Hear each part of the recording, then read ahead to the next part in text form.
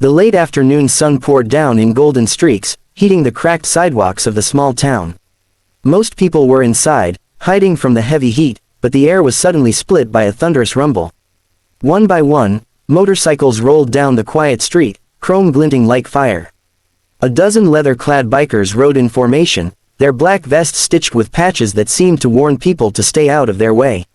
Neighbors peeked out of their windows, some shaking their heads, some whispering to each other about trouble rolling into town. But for 7-year-old Emily, standing barefoot on the corner, those roaring engines didn't mean fear. To her, they meant hope. She had been running for blocks, her thin legs aching, her small lungs burning, but she didn't stop.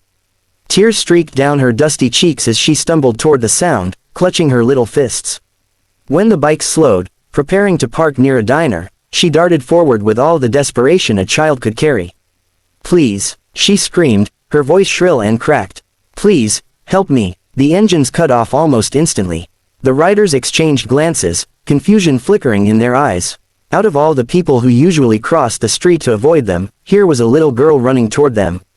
The leader, a broad-shouldered man with arms covered in ink, swung a boot off his Harley and knelt down to her level. His road name, stitched into his vest, read, Tank.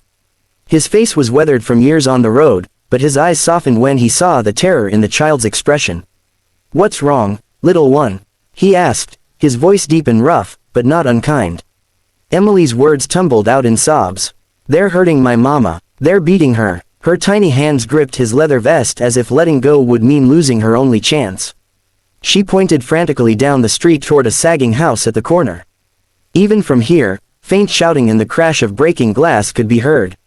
The bikers stiffened. They weren't strangers to violence, they'd lived through plenty themselves, but something about a child begging for her mother's life struck a chord none of them could ignore. Tank's jaw tightened. He looked back at his brothers, and in that single look, the decision was made. "Show us," Tank said, rising to his full height. Emily didn't hesitate. She tugged his massive hand, leading the way at a stumbling run.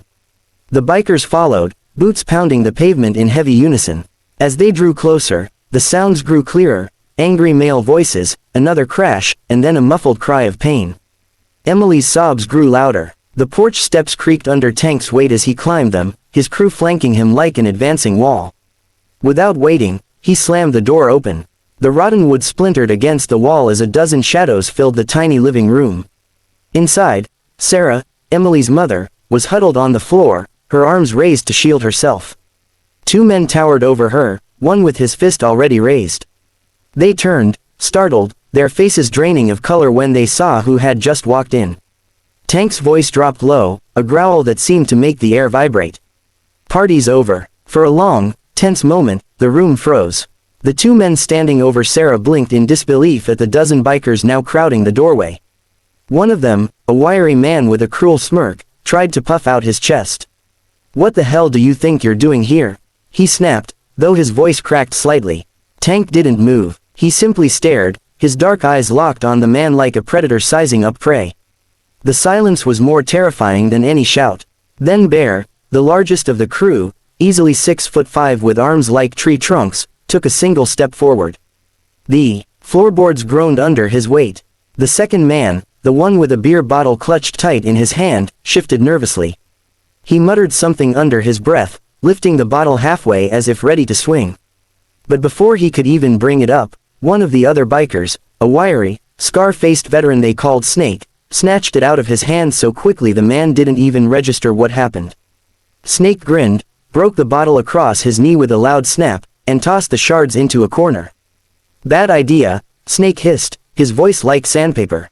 The wiry man tried to laugh it off. "We were just talking, right?"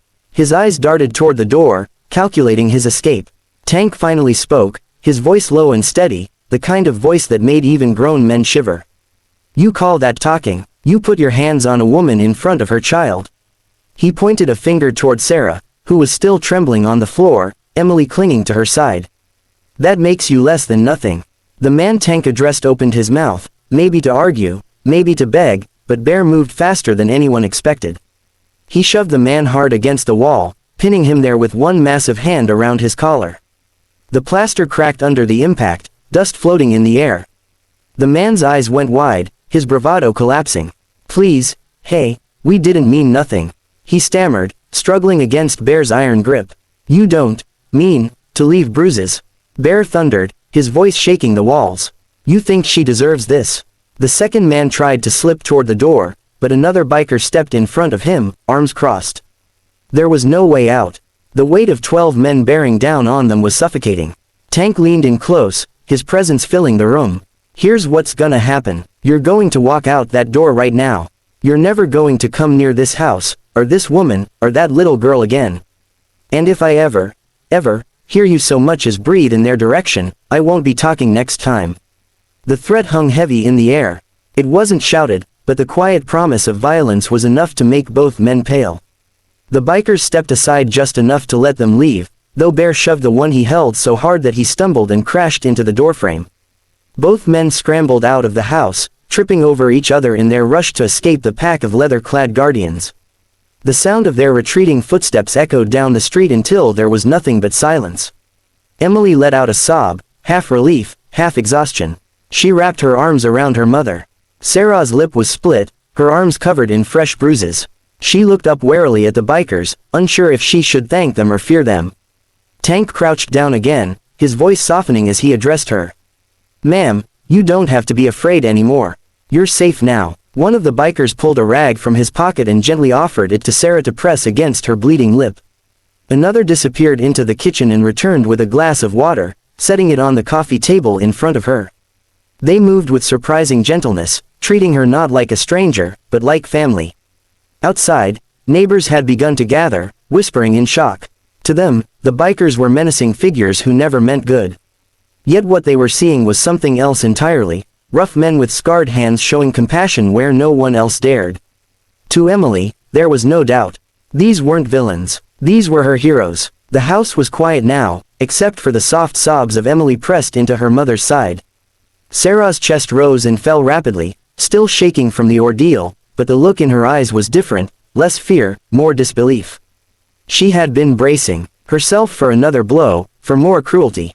Instead, a band of strangers in leather jackets stood in her living room, acting like guardians sent from nowhere. Tank motioned to one of his men, a lean biker with sharp eyes named Ghost. Call it in, he said simply. Ghost pulled out his phone, and minutes later the distant wail of sirens filled the air. The bikers didn't move, didn't leave Sarah and Emily alone for a second. They formed a protective wall in the small house, their boots planted like they were ready to defend against anyone else who dared to come through that door. When the police arrived, lights flashing red and blue against the peeling paint of the house, Sarah instinctively stiffened. She'd had bad experiences before, people turning a blind eye, officers dismissing her bruises as accidents. But this time, she wasn't alone. Emily clung to Tank's hand as if he were a giant she could trust. Those men, Sarah whispered, pointing with a trembling hand toward the street, they've been coming around for weeks. Tonight they said if I didn't give them money, they'd. Her voice broke. She couldn't finish. Tank's voice carried weight as he spoke to the officers. We saw them in the act. Put that in your report. And make sure she doesn't have to see them again.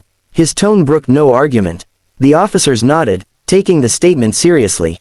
With the bikers standing over them, there was no brushing this aside. The two men were picked up a block away, shoved into the back of squad cars, their earlier arrogance replaced with pure fear. After the chaos calmed, Sarah sat on the couch, holding Emily tightly. She looked up at Tank, her voice trembling. I don't even know how to thank you. Tank shook his head. You don't owe us a thing. Just keep that little one safe. But the bikers didn't just leave after that night. They returned the next day with tools, hammering and sawing until the broken door was fixed, the shattered window replaced. Another day they came back with groceries, bags of fresh food stacked in Sarah's kitchen. Emily squealed with delight when Bear brought her a stuffed teddy bear, enormous in her small arms. Slowly, the fear in Sarah's eyes gave way to something else, trust. Tank explained their reason one evening as the crew sat on her porch, sipping coffee Sarah had offered. Most of us grew up around pain, he admitted. We know what it's like to feel powerless. That's why we don't turn our backs when we see it happening again. No one lays a hand on family. And like it or not, you two are family now. Emily's face lit up whenever she heard the thunder of their bikes. She'd run outside barefoot, waving wildly until the bikers stopped to greet her. One day, They surprised her with a tiny leather vest, her name stitched carefully across the front. On the back, a patch was sewn in bold letters, "Protected by the Brotherhood." Word spread through the town. People who once crossed the street to avoid the bikers began nodding respectfully. Parents whispered to their children about the night the scary men on motorcycles became heroes. The story passed from neighbor to neighbor, growing into legend. And in every telling, the ending was always the same. The little girl ran to the bikers crying, "They're beating my mama," and the bikers didn't just save her. They gave her a family, and they left a mark of kindness on a town that would never forget.